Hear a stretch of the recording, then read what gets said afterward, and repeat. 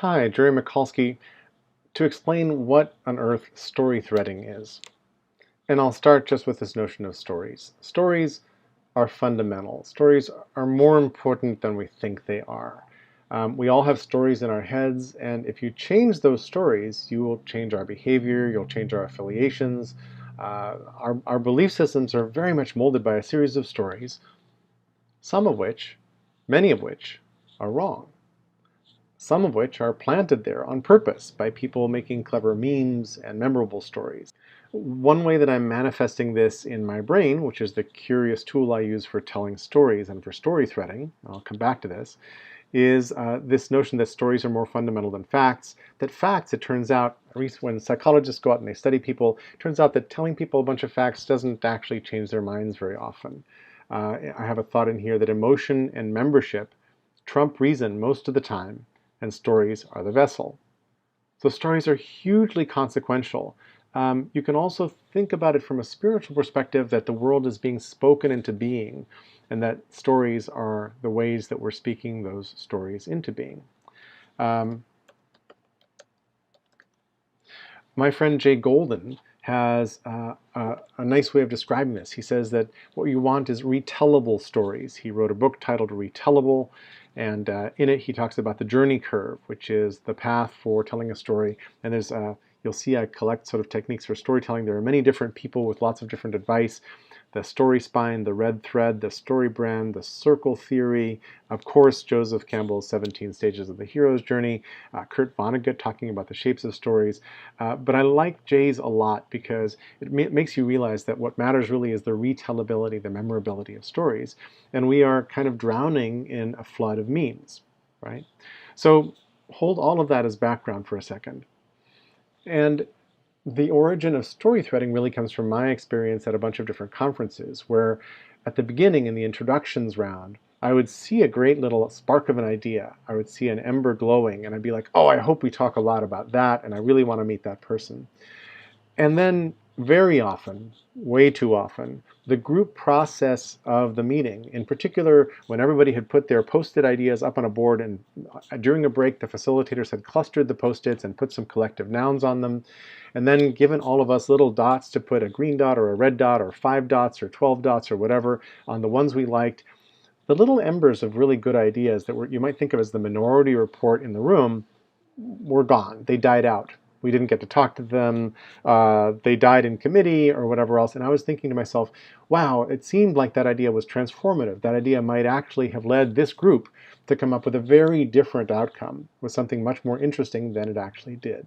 So I saw this over and over and over again. I'm probably guilty of it myself because I facilitate a bunch, and I don't know how to always get to that note, to that different spot in the conversation. So I came up with this idea of story threading, which is a way of broadening the conversation. It's a way of bringing people in to tell stories about what they hear in an event, in a speech, in whatever it might be. Again, I started this around events, and I started this as a complement for graphic facilitation. So some of you have probably been to events, conferences, where during the conference there is a smart person who is at a big sheet of paper, in fact over days multiple sheets of huge paper, and they're taking notes visually. They're writing down keywords and phrases. They're using visual metaphors. Here's a bacterium, here's a bridge, here's an airplane, here's a stop sign or a policeman, whatever it might be. And they're trying, their role usually is to capture as faithfully as they can, to channel what they hear in the meeting and then represent it in ways that are useful. And the sign of great success of a graphic facilitator is when on day 2, somebody points to where the drawing was on day 1 that they had drawn of a particular point that happened in the event, and says, just like over here, and then everybody remembers what that was. That's like success in graphic facilitation. Except in graphic facilitation, all you get at the end is images, PDFs or JPEGs of the drawings, and the drawings are mostly inert. And even when now facilitators are really often using graphics tools like Procreate or Paper or whatever, but even then we get kind of a PDF of the diagram. And I've been using this brain software for almost 24 years, and I thought, wouldn't it be cool if you could connect your ideas into the greater context? And then I thought, hey, wait a minute. why don't we try to rescue those little burning embers, blow some oxygen on them, and see what they turn into? Ideally, you don't have one or maybe even two story threaders at an event. You might have four, and they would have very different skills. They might be a super game developer like Jane McGonigal, or a simulation creator online like Nikki Case, or a poet or an artist like Peter van der Ora, who is sort of a corporate artist and poet. But you want people with very different skills. You want to mix them into the event, and then their job is the opposite of graphic facilitation. Their job is not a faithful recording of everything that happened in the event, but rather to pick up the embers they see from their own perspective and then connect them into their own belief systems, to their broader narratives about why things happen and how things happen, and then to use their skills and magic powers. Mine happens to be this brain thing.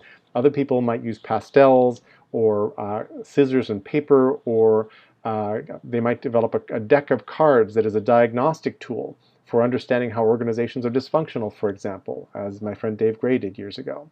All of those examples I'm giving are in fact inspirations for what story threaders might be and do. And you really kind of want multiple story threaders, and you don't want to require them to weave their stories into one another. They can be really quite different from each other, and a requirement to start to harmonize stories will probably kill off the uniqueness and the flavor of what they're doing, but the intersections might be super interesting. So I'm prototyping story threading right now at the Unfinished 21 conference, which is virtual but is hosted in Romania, with Emma Schmidt, who is a graphic artist, and she and I are having conversations after we're watching each of the sessions and talking through the recurring themes, the points we see, what we got from each of the sessions, and then each of us is busy story threading all of that. So for example, here is my link for story threading unfinished. Here is, let's see, Tracy and Aaron was a really juicy one, and I've got a whole separate video that I'll put a pointer to, which is this session right here that had Tracy Ryans, this person, in conversation with Aaron Solomon, otherwise known as Brother Fulfillment, who is a retired Buddhist monk but still a practicing Buddhist and Dharma teacher. And they had a fantastic conversation, which led to all these different things that you can hear in the story threading of this event. Story threading is a nice metaphor because we're sort of weaving a context or a fabric of shared knowledge.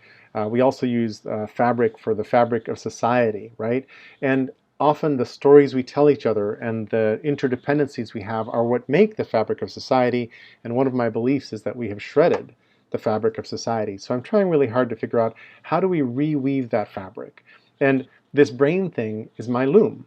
This happens to be my tool. I happened to be on their first press tour 24 years ago. When the inventor opened his laptop and showed me his brain, I was like, oh, this thing. This is exactly how my brain works. Maybe not exactly, but this represents what my brain does better than any other tool I've been able to find. So I took to it like a duck to water, didn't really need an instruction manual, none of that, and what I've been showing you here is the result of that effort. But as I've said in a couple other places, when I'm story threading, I'm not starting with a blank sheet of paper. I'm actually weaving what I see and hear into the broader context of what I've known before, what I've seen before. So for example, in this particular conversation, Tracy and Aaron, they talked about how the body holds trauma. And there's a lovely story about Tracy and his body during a Vipassana sit. But I already had the book, Bessel van der Kolk's book, The Body Keeps the Score. I have a whole bunch of material on healing from trauma, which I hope would be helpful to anybody who needs to go through the process, because I've discovered that there are a bunch of really smart people like Gabor Mate and Kathy Kane and Peter Levine and Resma Menachem and Richard Strozzi Heckler and a bunch of others who've done really smart things about healing from trauma.